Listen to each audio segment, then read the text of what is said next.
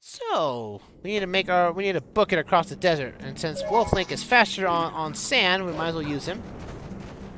Now, there are two bugs here, and they can be quite tedious to find because they blend into the ground so well. The Gerudo, I think it's the Gerudo Dragonfly, or the Gerudo Fly. Ow! Oh, I'm not going to be bothered about you. I want to say, you can find them on your way to, good thing the hard rock here, because now we can actually not have to get hit by these things. You need to die. Thank you. Like, these things are just in massive amounts of numbers. If you kill enough of them, there'll be a big one you can actually attack and get some... I think that's a big guy right there, I think. Nope. Booyah! Pick you out. There's the big guy. He takes 2 hits to kill. Will you stop following me? I think the infinitely respawn too. So again, it's basically a losing battle if you do this.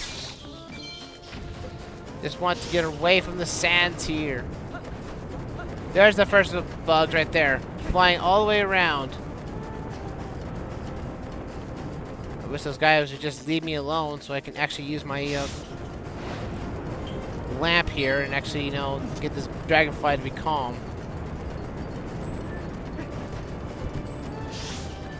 Come on, grab it. I want to grab you. There we go. Gotcha. Dayfly. There we go. The Gerudo Dayfly. And the other one is down in a crevice somewhere. Let's head over that way real quick. It's in one of these 2 cavernous areas. Just go up on the upper edge until you see the golden fly and then Dayfly, and then you can actually get it pretty easily. I believe it's on this one. Yeah, there it is. Back to human form. Alright, more desert times here. Oh, put the thing on, because these things can fly away and it's annoying for them to respawn. There we go. Got him. There's your 2 bugs, right next to each other, which is quite convenient. Hey! That looks suspicious.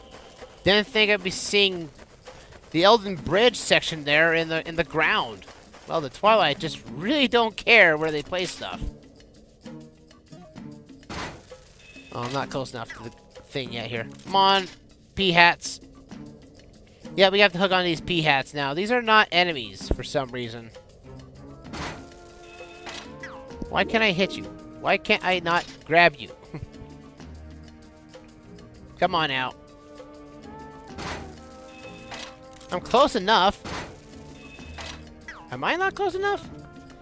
This is the rock you have to be on. Oh wait, I have to hook the... Oh, it's the trees. That's right. The trees I have to hook onto. Because it is the... Yeah, because you can lock on to these guys. Oh, ow. Come on. Get back. Get me over there.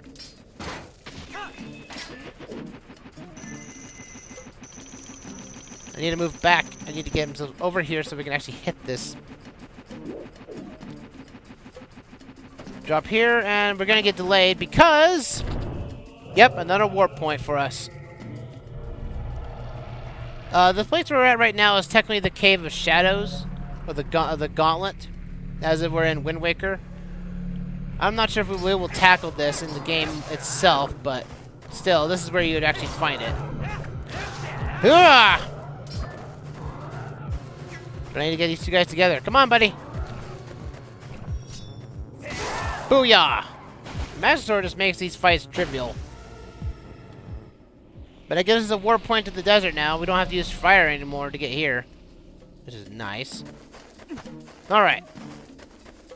Oh, in fact, it's daytime now. That Poe is gone. Oh. Got delayed so much right now. Alright. Yeah, Minda. Let's get this out of here. What is this thing? Let's warp with it. Let's warp to the Elden Bridge and actually fix this thing up. Zoom! Boom-yah!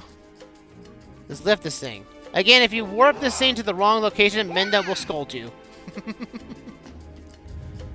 Bring this bad boy up like so. Whoop. And now we can actually now get all the way around Hyrule with no problem whatsoever. It's about time we fixed the bridge. In multiple different ways. We fixed 2 bridges this session. The one to Hyrule Castle Town, and now the one to actually help us get around the world faster. And thank goodness that they cut it enough for it to basically be structurally sound. I would not like being on this bridge section right now. Alright. Well, I think we'll warp back out to, let's see, Minda. Let's warp out this way, and we'll mark our way to getting close to the desert temple right now to fill up some plot. We can fix out some side quests later, but now let's warp back to the Gerudo Desert, shall we, and get that wolf.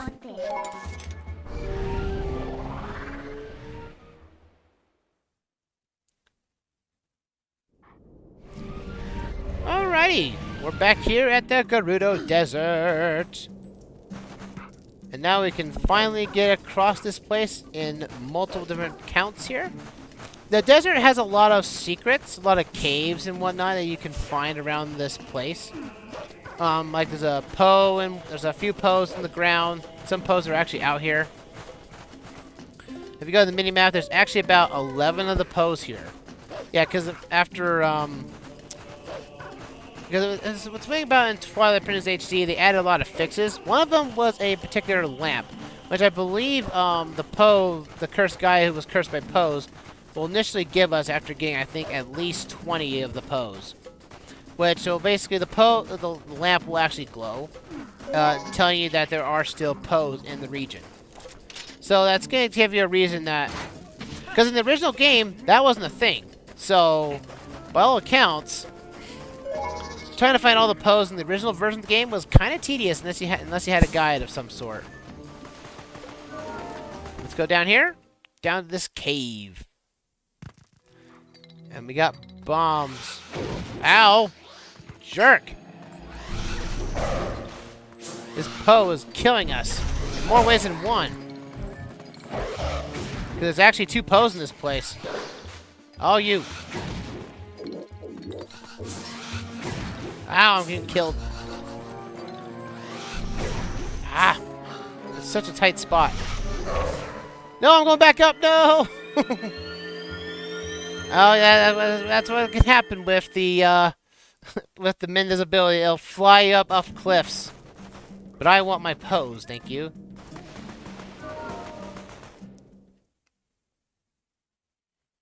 I'm going to do like this, warp ourselves back to human form, and actually get us some rocks here. Get us some space. Now we can do this proper. Now I've actually got space around me. Ow, you. Now I'm gonna take you down this time. Yeah. That's it. Now where's your buddy? There's your buddy right there. Come here. Give me my pose souls, please. Thank you. Tedious. Curse these pose. Alright, now I need my lamp, because I need to light up these torches here. There's like, I think 3 of these things we have to light up. And then we get a treasure for our troubles, which is nice. There we go. A treasure chest appears before us, before our very eyes. Woo! Booyah! Take care of that, as you will. A stamp! A sad Minda stamp. Yeah, Minda, I'd be sad too if I saw a stamp like that. An item I can't use anymore, because Miiverse is dead. Back up we go. Let's explore more of this place.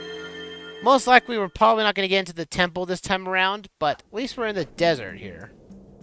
At least. That's all that matters, to be honest with you. Because there's still a lot of stuff to take on here. Let's see. The desert is a big vast, and this would be the closest we've seen to, you know, open world stuff in Zelda games, when this desert is so huge. And like, oh, we got noticed. We got noticed. Oh, we get to... Yeah, also we get to ride beasts now. Yep, we get to do this now. Alright, back to our normal ways. Booyah, there we go. That worked. Hey! Got you guys off your horse, or your pigs and whatnot. Booyah! How about we ride these bad boys? Yeah, our first time actually riding a different contraption, a different vehicle, than a horse. Now, these things don't actually talk. If you actually talk up to Epona in wolf form, you will actually, you know, get her to talk and saying, you know, I know this is you, but you're in a different form. Please return back to human whenever you can possibly can. And it's like, yeah, it's kind of cool that Epona actually has a voice of her own. Though it's very limited in scale, though. Oh no! My pig! Okay, that can happen. The pig can die. The pig, the bolos, as we call them there, they can only break these wooden pillars. Or these wooden and metal structures.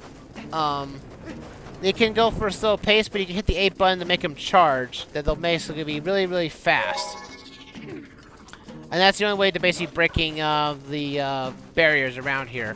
A few barriers around here actually contain like money and whatnot, so if you want to look for that, you can as well. Because right now we would be going to the palace, at least the prison and whatnot, but we're kind of slow out of time for the moment for that dungeon. So we're gonna basically, for the most part, for this the rest of this part is to get just to get the desert exploration out of the way.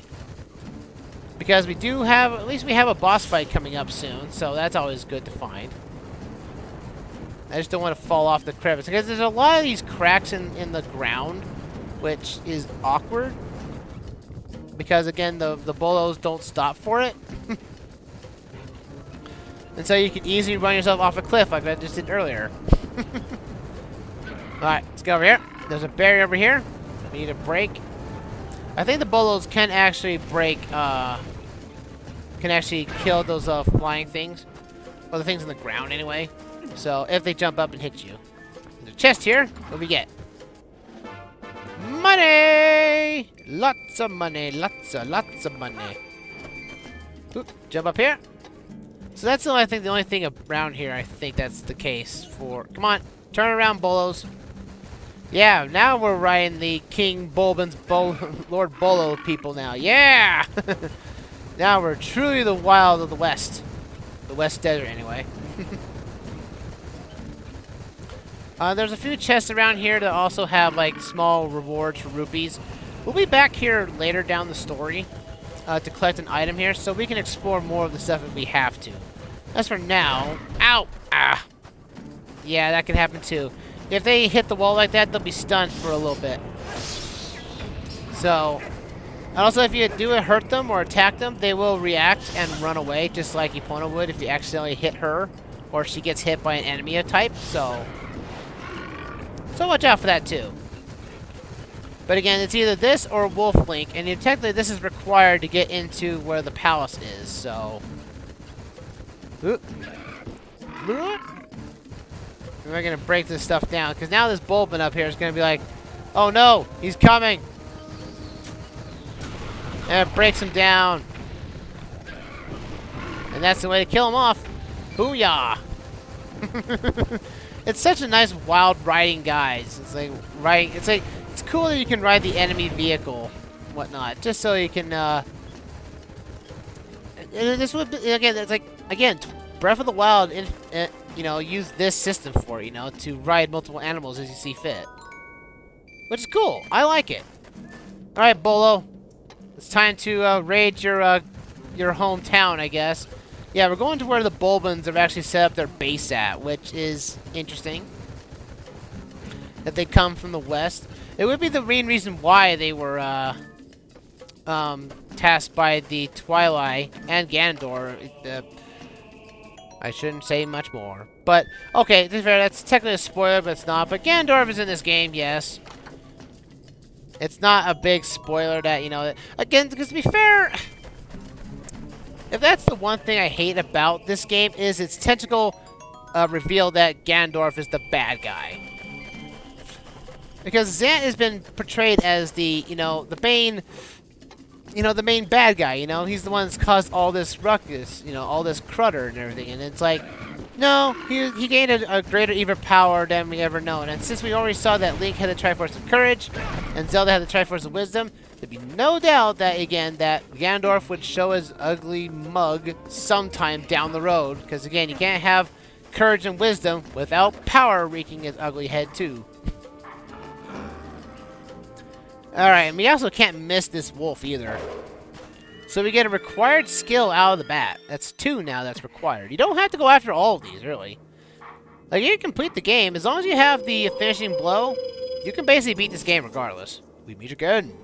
Alas, the skills I will ask to teach you have entered the realm of true secrecy. They are forgotten ways that do not leave our bloodline. Among the techniques I shall try to teach you, and some that even endanger you. Do you feel ready to learn these skills? I do. Very well. But before we begin, though, I must entrust you if you learned the Helm Splitter. Now, come at me. Alright, we gotta do the Helm Splitter. Booyah! Like that. We haven't been able to use that skill yet because we haven't met an enemy that deals with that type of attack. Excellent. It appears you're before I'm capable of my lost art. Very well, my 5th hidden skill is the Mortal Draw. Let it be hewn in your mind. The Mortal Draw. It's kind of a really powerful move, not gonna lie. The ways of the sword are known to many creatures, and some have strengthened their guards against shield attacks and back slices. Should you encounter such a foe, the Mortal Draw that I'm about to teach you is about the most effective. You must sheathe your sword and cast aside the most basic of sword skills, the Z target. You must wait until your foe is upon you. Then, before the enemy can see through your ruse, you must act quickly and draw your blade with A. There is no defense for this. The Mortal Draw deals death. Very well, now try it.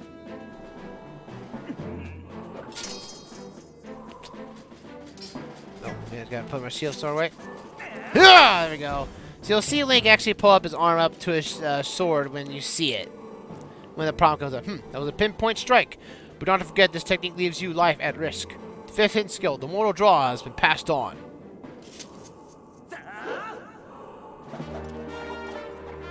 Right. The 5th skill, seize your blade and strike. There are still 2 hidden skills for you to learn. Do not neglect your daily sword training between now and next time you come to learn the next. Maybe we meet again. Will do. Hero Shade. Oh, wow. We're getting through a lot of stuff today, aren't we? We're learning skills, we're going out of places. We've helped out a lot of things today. Oh, here's some levers. Finally, some levers that actually appear in this place. That's a rarity. And we just killed out the rarity of the bunch because they moved to Hyrule Field instead of the desert. But let's tackle this sort of instance. We have to tackle the bad guys. The Bulblin head base. If you come here during the night, you actually can get the element of stealth on your hands. So we're going to put our combo to boot here. Oh, let's zoom up here. Booyah! Oh, I love having a sniper rifle, don't you? Again, you can come here while it's night to basically to avoid getting noticed by enemies. So you can actually easily take them down with ease. But it's not too hard, regardless if you get alerted or not.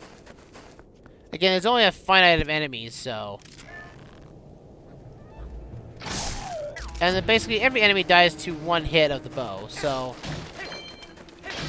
You're not losing much of anything of stealth if you're good with just attacking. And if you've gone this far in the game, I don't think you'd be worried about dying anytime soon. Also, there's a lot of hearts here. Pick up some hearts. Haha! And money to boot. And thanks to our upgraded bow and quiver, we're actually getting we don't have to worry about a lot of stuff here. Oh, I can't move when I'm in that mode. Oh, he's got a bow, and he's gonna die. Oh! Getting noticed again, are we? I killed you! And somehow you respawned with the guy alerting you. Die already there. Alright, come on, buddy. Where are you? Good boy. Booyah! Oh man, man, just quick firing the bow is almost like having Link actually having a crossbow. Oh right. Okay, we can talk about that too on the end of this session here, folks. That is that after this game was initially released, it was on the Wii.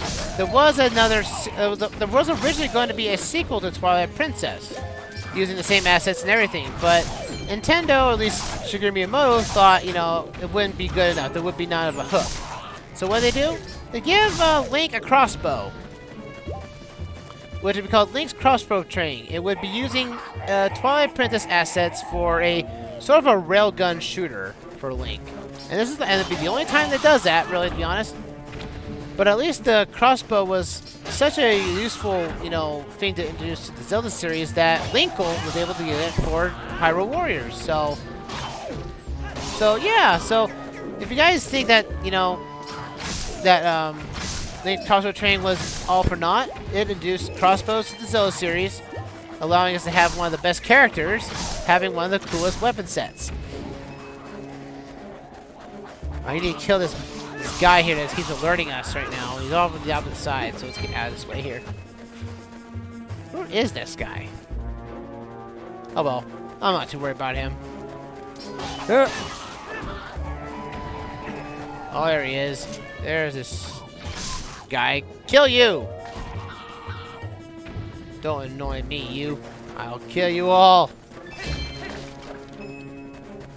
Oh, there's a guy with a key. I'll take that key. Thank you. Give me that key. Booyah! Small key. Open up the door in this area. And I can do the mortal draw on a carcass of the bolos. That's weird, to be honest. Hey! Take care of you. I shouldn't be cooking myself in this fire pit here. Hey! Bolos or Bulblins are kind of annoying, aren't you? That all of them? That's all of them. Good.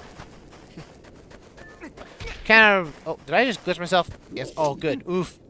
I didn't want to have a repeat of what happened in Oceanhorn 2, where I glitched myself behind a chest and couldn't leave. I didn't want that to happen here. Looks like that was about to occur, but it looks like luckily I got out of there. I think that's everything you can do here. Let's open up this gate here and let's deal with break open here. And technically this should have been. Come on. It locked behind me. Hey, is that? It's Lord Bolo. But he's been removed of all of his stuff. And a different color texture of his fur, too.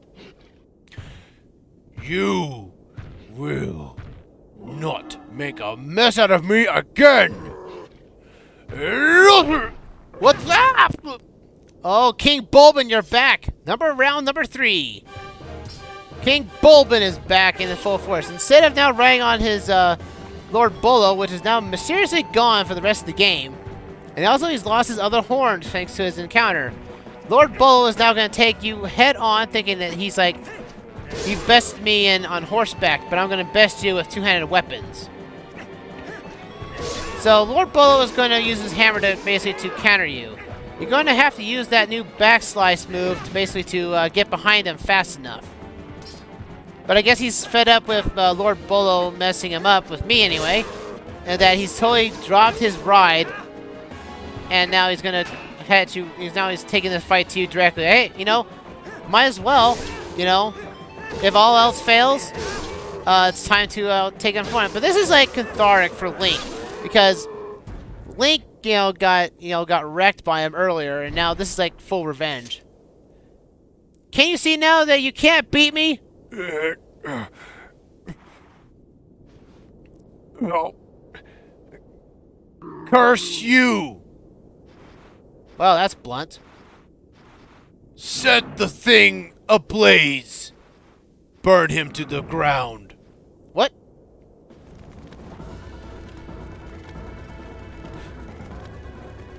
Oh no. We gotta get out of here.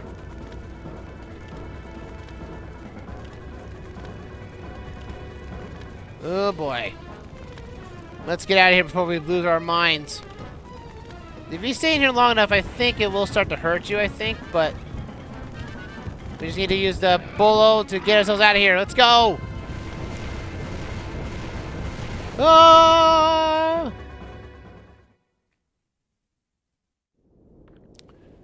And we're finally here. We're at the entrance to the palace. The Gerudo prison, the Arbiter's grounds, as this place will be known to be called. And we don't have enough time to handle it tonight, though, unfortunately. Because this place is big. This place is big. A lot bigger than you would ever right to be. And we got a pole soul. Do we have, how many do we have now, the pole souls, to be honest? We have 12. Okay. Let's see. I think we can clear up a few things here, and I think we can call it there. So we're going to get our lantern out after we turn ourselves back to human. We can launch here, and we'll launch this here. Oh, here. There we go. Bada bing, bada boom. A chest is appearing before us. And we get ourselves money, firstly and foremost. But I think we'll call it there. It might call it a little bit earlier than intended, like about, like, say, what, 10 minutes early. But Lord, the Arbiter's Grounds is going to be a very long place, so we're going to prepare for that. But that's it for us tonight, folks, for the YouTube exit. Next time, well, it's time to tackle the next dungeon and get some more of that plot out of the way. But until then, folks, see you around for another round of The Legend of Zelda Twilight Princess HD. See you guys then. Ta-ta for now.